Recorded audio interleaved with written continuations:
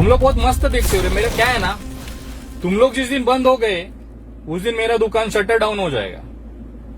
तुम लोगों को उंगली करते रहता हूं, तुम लोग मेरा फ्री में प्रचार करते रहते हो। आज मैं तुमको ऐसी ऐसी चीजें दिखाने वाला हूं ना, क्यों तुम्हारी औकात, तुम लोग बोलते थे ना विनय दुबे की क्या औकात है। आज मैं तुम्हारी औकात लेके आया हूं। तुम्हारे ही भारतीय जनता पार्टी वाले तुम्हारे किस हिसाब से देखते हैं, तुम्हारी औकात भाजपा में क्या है वो मैं आज दिखाता हूं। तुमको आईना दिखाता हूं, तुम्हारी असली औकात क्या है वो आज मैं दिखाने आया हूं। लेकिन उससे पहले देश से मेरा एक सवाल था।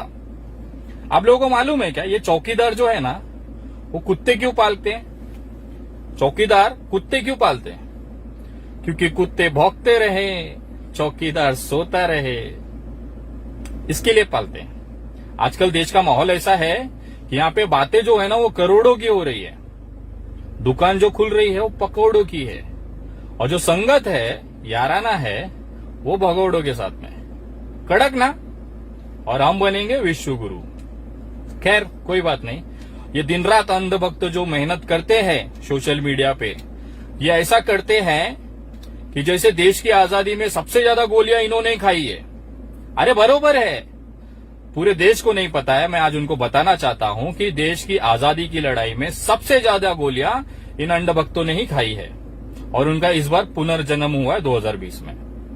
इन्होंने गोलियां खाई थी दस्त की, जुलाब की। जब बाहर हमारे दादा परदादा लड़ रहे थे ना, तब ये घरों में इनका जुलाब चालू था और ये दबा के गोलियां खा रहे थे, समझे।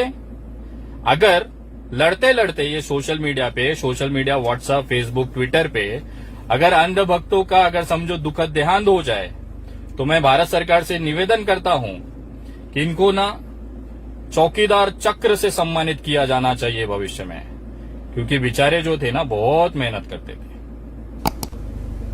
चौकीदार चक्र मिलना चाहिए भाई, मेहनत करो, आवाज उठाओ। दूसरा, इनको ना सबसे ज्यादा रुचि जो रहती है ना, इंटरेस्ट, वो दूसरे के बापों में रहती है। पता नहीं इनको क्या खुजली है, दूसरे के बाप को पता करने में ना ये बहुत इंटरेस्ट लेते हैं कि किसने किसको पैदा किया, कहां से पैदा हुआ, किसने किसने मेहनत की, इस पे ये लोग का फुल इंटरेस्ट रहता है। दिन भर ये लोग इसी पे लगे रहते हैं। एक्चुअली ऐसा होता है ना, प्रॉब्लम है इनका ना, थोड़ा सा मानसिक प्रॉब्लम है। जिनको अपने खुद का बाप पता नहीं होता है ना, उसको दूसरे के बापों में ही अपने बाप को समझने लगते हैं। खोजते रहते हैं दिन रात, ये मेहनत करते रह के कि मेरा असली बाप कौन है। इसके लिए ये हर व्यक्ति से पूछते रहते हैं, विनय दुबे तुम्हारे बाप का नाम बताओ, विनय दुबे तुम कहां से पैदा हुए बताओ। तो एक काम करो रे, जिसको भी ये सवाल है ना मेरे अपने मन में तुम्हारे कि विनय दुबे किसकी औलाद है, तो जरा गूगल पे जाने का और वहां पे लिखने का विनय दुबे फादर नेम। आय हाय हाय, बेचारे इंग्लिश में बोल दिया रे, पल्ले पड़ा कि नहीं पड़ा अंडभक्त तो। चलो हिंदी, सॉरी मैं थोड़ा सा भूल जाता हूँ, फ्लो में आ जाता हूँ ना, तुम्हारे हिसाब से बात करता हूँ, तुम्हारे लेवल की। गूगल पे जाने का, उसमें लिखने का विनय दुबे के बाप का नाम, विनय दुबे के पिता का नाम, और जो लिस्ट है जिसमें पूरा आज तक एबीपी सारे न्यूज चैनलों की एक रिपोर्ट आई है कि विनय दुबे के असली बाप का नाम क्या है, वो पढ़ने का और उसमें पता करने का विनय दुबे के जो बाप का नाम है ना, वो श्री जटाशंकर दुबे है। अब तुम्हारे जैसे मोहल्ले भर की मेहनत नहीं है ना अपने पास, अपना तो एक ही बाप है और वही सर आंखों पे है, ठीक है। और जो भी ये भड़वे थे ना, विनय दुबे मुसलमान की औलाद, पता नहीं क्या क्या नाम डाल के भेजे थे। मैं तुमको एक खुला चैलेंज देता हूं रे, अगर तुम सही में एक बाप की औलाद है ना, और सही में तुम्हारी मां ने तुमको दूध पिलाया है ना, तो ये साबित करो अभी तुम। और अगर साबित नहीं कर पाए ना भड़वो, तो समझ जाना पूरे मोहल्ले ने शहनाई बजाई थी भारत में, ठीक है। पूरे मोहल्ले ने, कोई नहीं छूटा, आना पीना आगा पीछा सब शहनाई बजाए। और खुला चैलेंज देता हूं तुम्हारे पूरे सरकार को, तुम्हारी पूरी फौज को। कौन सी फौज?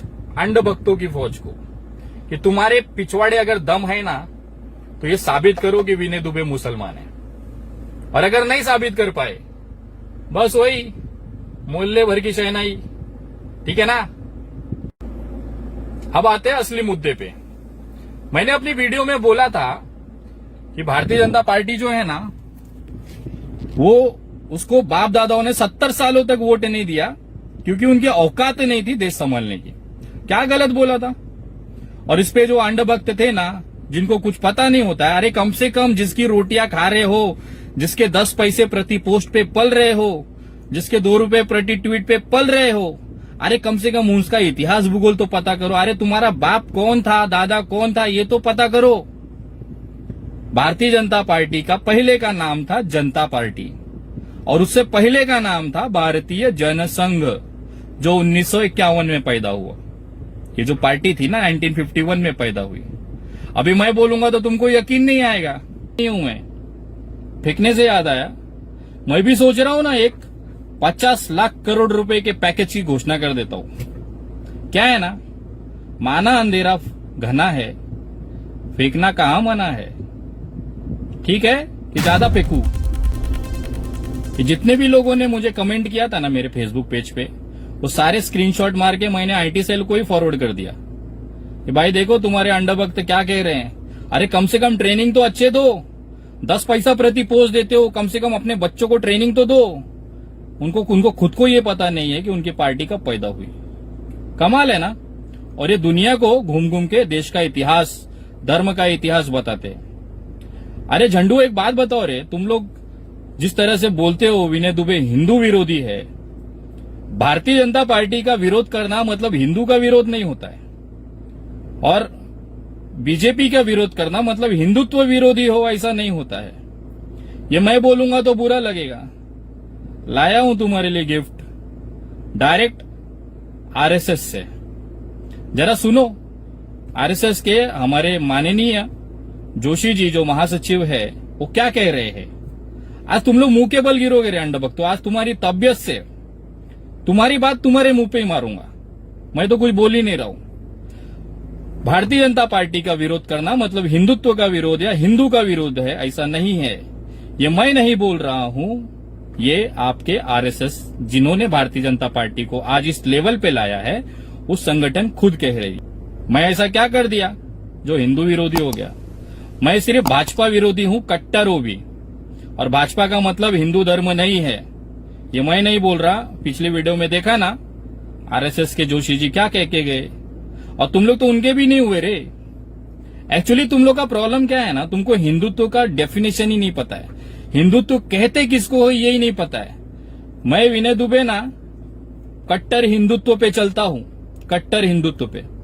और हिंदू राष्ट्र के लिए मैं सबसे पहले आरएसएस की जो विचारधारा है उसको मैं सलाम करता हूं, क्योंकि जो उन्होंने बताया, तुम लोग तो उनके भी नहीं हुए रे अंडभक्तो। तुम काहे के देशभक्ति और हिंदुत्व का मुखौटा लेके घूमने वाले रे। तुमको तो खुद को नहीं पता हिंदुत्व होता क्या है। मैं मानता हूं एक बात को कि भारतीय जनता पार्टी के अंदर ना एक मर्द अभी भी जिंदा है, जो सीना ठोक के ना आपकी बात आपके मुंह पे बोलता है। भले वो दुनिया के भारतीय जनता पार्टी के लिए बुरा लगे, लेकिन देश में आज भी उनका एक अलग सम्मान है। और वो सम्मान ना वो मोदी जी और अमित शाह और बाकी जो उनके चेले चपाटे हैं ना, उनसे बहुत ऊपर है।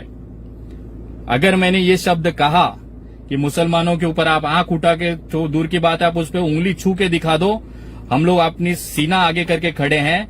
ये बात भारतीय जनता पार्टी में कहने वाला केवल एक मर्द इंसान है, वो है राजनाथ सिंह। मर्द आदमी डायरेक्ट बोलता है। और हम अभी यही चीज मैं बोला थोड़ी देर पहले, तो मैं मुल्ले की औलाद हो जाता हूं, देशद्रोही हो जाता हूं। लेकिन भारतीय जनता पार्टी के इनके नेता ही इनके मुंह पे पेशाब करे, वो अमृत, वो चरणामृत, उसको मस्त बोतल भर भर के पियेंगे, है ना। मतलब खुद का बाप करे तो बाप, दूसरे का बाप करे तो नाजायज बाप। कड़क ना बेटा, यही तुम्हारी असली औकात है। आज का वीडियो लेने का मतलब यही था।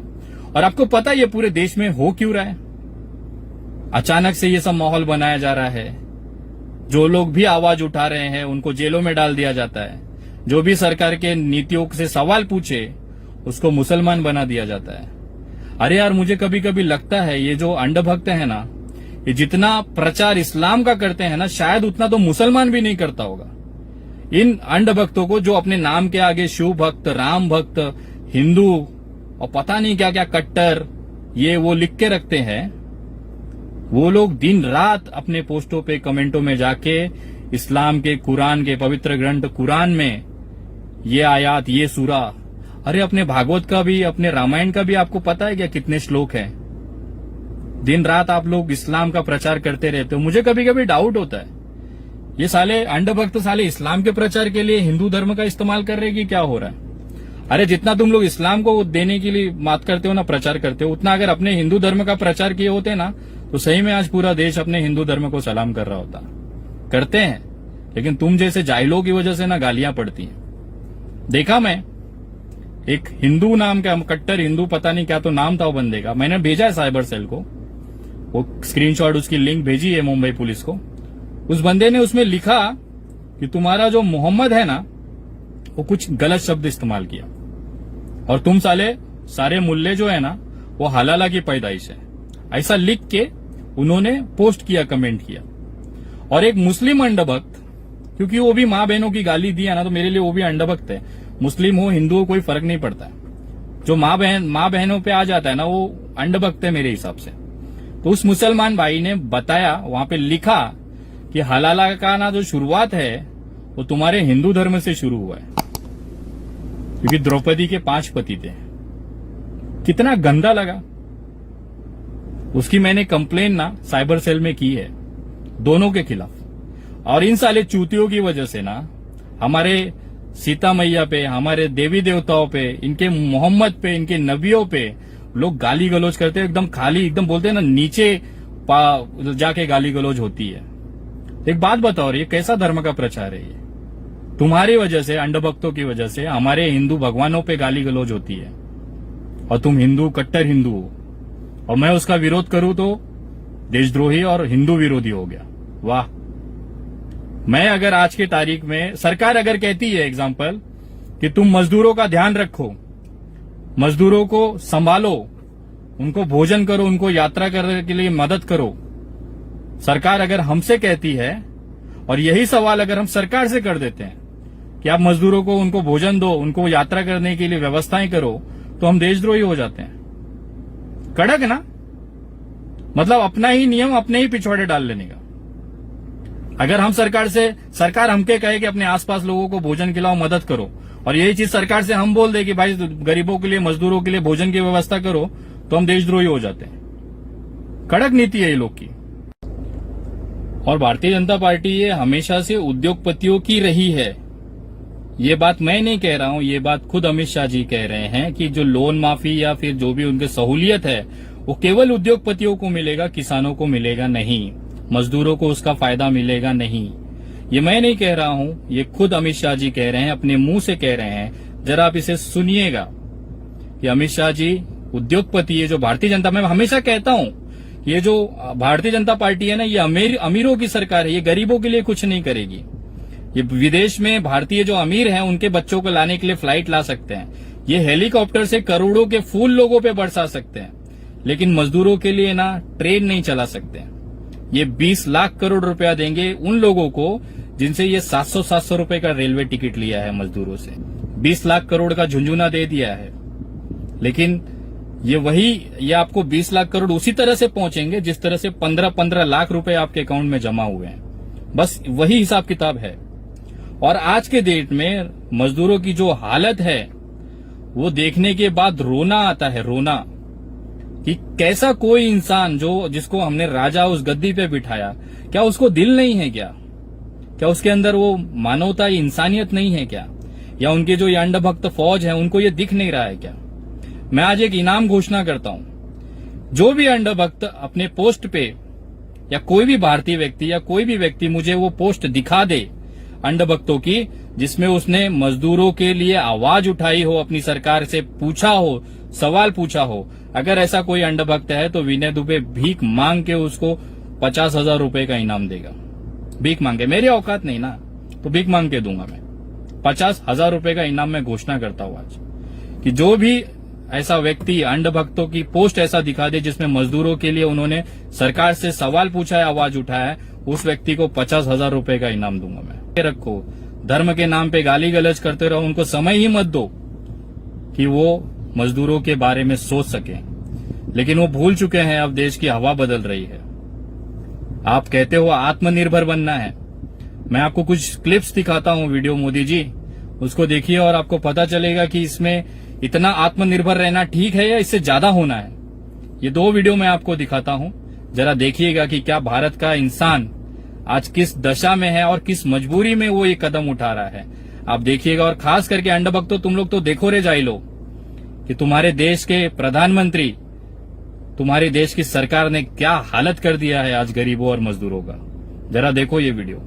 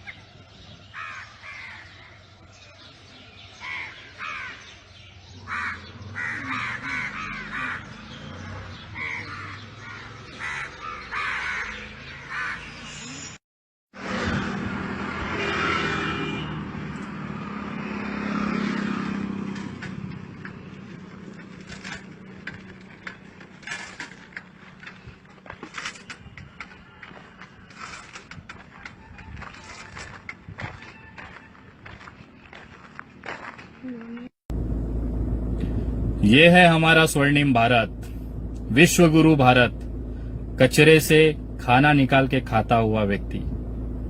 ये है असली भारत, ये है जमीनी हकीकत, जिसको छिपाने के लिए पूरे देश की सरकारें लगी हुई हैं और नहीं चाहती हैं। वो एक दूसरे का आरोप दूसरे पे डाल देती हैं, लेकिन अपनी जिम्मेदारी से कभी भी ये नहीं बोल पाती कि हाँ ये हमारी फेलियर है। अब पूरा जनता देख रही है, पूरा देश देख रही है, जिस तरह से आप लोग देश चला रहे हैं ना।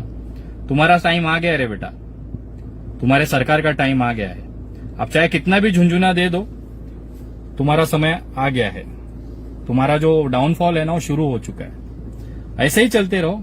जिन मजदूरों ने तुमको ताज पे बिठाया, एसी रूमों में बैठ के तुम लोग ठंडी हवा ले रहे हो ना, उनके पैरों में छाले पड़े हुए हैं। उसके लिए कोई सुविधाएं नहीं है, कुछ भी नहीं है। तो आपको मैं एक उदाहरण देता हूं कि महाराष्ट्र में ना, जब भारतीय जनता पार्टी की सरकार थी, तो नासिक से करोड़ों लाखों की संख्या में जो किसान थे ना, वो पैदल चल के महाराष्ट्र आए थे। मुंबई आके उन्होंने अपने किसान की फसल के लिए आवाज उठाई थी। उनके पैरों में छाले थे, चमड़े फट गए थे, खून निकल रहा था, लेकिन उसके बावजूद वो किसान पैदल चले और मुंबई तक आए। उनकी हाय ऐसी लगी ना कि महाराष्ट्र में आज भारतीय जनता पार्टी के पास संख्या होकर भी वो सत्ता में नहीं बैठ पाई। आप सोचो, करोड़ों मजदूर आज पैदल हैं, रो रहे हैं। इनकी हाय वाया नहीं जाएगी। इनकी जो हाय सरकार को लगेगी ना, मैं आपको लिख के दे सकता हूं, इतिहास हो जाएगा। देश में भारतीय जनता पार्टी का झंडा देखने के लिए लोग तरस जाएंगे।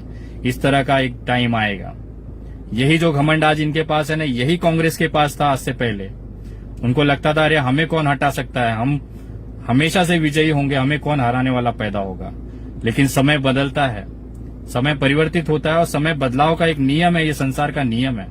और जिनको भी ये घमंड है ना, कल यही रास्ते पे पड़े मिलेंगे और ये वादा है। और आप सभी लोगों से कहना चाहूंगा, जो लोग अभी तक मेरे फेसबुक पेज से नहीं जुड़े हैं, कृपया वो जुड़ें और ये आवाज को हर मोबाइल, हर लोगों तक, हर भारतीय तक पहुंचाने की जिम्मेदारी आपकी है। मैं अपने जान जोखिम में डाल के सरकार के विरोध में छाती ठोक के खड़ा रहता हूं, लेकिन उसके बदले में सिर्फ एक अपेक्षा होती है कि ये चीजें सही लोगों तक पहुंचनी चाहिए। लोगों के अंदर ये जागरूकता आनी चाहिए कि आपकी सरकार से सवाल पूछिए, वो आखिर ये गलत क्यों कर रहे हैं।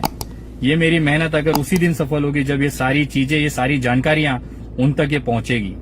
तो मैं तमाम लोगों से बोलता हूं कि आप मेरे पेज, फेसबुक पेज द विनय दुबे, उस पर आप जाएं। उस पर करीबन इस समय 55,000-56,000 के आसपास फॉलोवर्स हैं। उसको देखें, उस पेज पे जुड़ें और मेरी जो आवाज है वो लोगों तक, हर भारतीय तक पहुंचनी चाहिए। और इन अन्ना भक्तों का तो मैं जीना हराम करके रखूंगा। जब तक बाहर हूं, जब तक आजाद हूं, तब तक पेलते रहूंगा, कोई दिक्कत नहीं है। तुम मुझे लेते रहो, मैं तुम्हें लेता रहता हूं अन्ना भक्तों। और खुश रहो तबियत से, तुम्हारी औकात से ज्यादा मैं तुम्हें लेता हूं। मैं अकेला हूं, मेरे पास कोई फौज नहीं है। बस मेरे पास जो है लोगों की दुआएं हैं, मजदूरों की दुआएं हैं।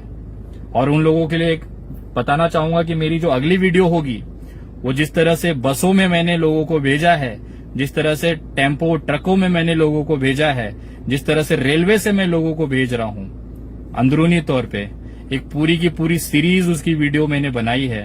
वो मैं आप लोगों को पोस्ट करता हूं। और जो लोग मुझसे पूछते हैं ना, तेरी 40 बसें कहाँ गई, उनके मुंह पे वापिस आके थूक के चला जाऊंगा, देख मेरी 40 नहीं, मेरी करीबन 200 के ऊपर गाड़ियां गई हैं इस समय महाराष्ट्र मुंबई से उत्तर भारत की तरफ, और उस सारी गाड़ियों की लिस्ट उनकी सरकार की परमिशन के साथ में पोस्ट करूंगा और तुम्हारे मुंह पे ना वापिस एक बार तमाचा मारूंगा। तुम सारे इतने हजारों लाखों की संख्या में अंडभक्त हो के मेरा कुछ नहीं उखाड़ पाए, मैं अकेला तुम्हारी बजाते रहूंगा। तुम्हारी सरकार, तुम्हारी पूरी फौज सोशल मीडिया की, उसके बावजूद विनय दुबे आता है और तुम्हारे ऊपर करके चला जाता है। उखाड़ लो जो उखाड़ना है, देखना है मेरे को भी। जय हिंद, जय महाराष्ट्र।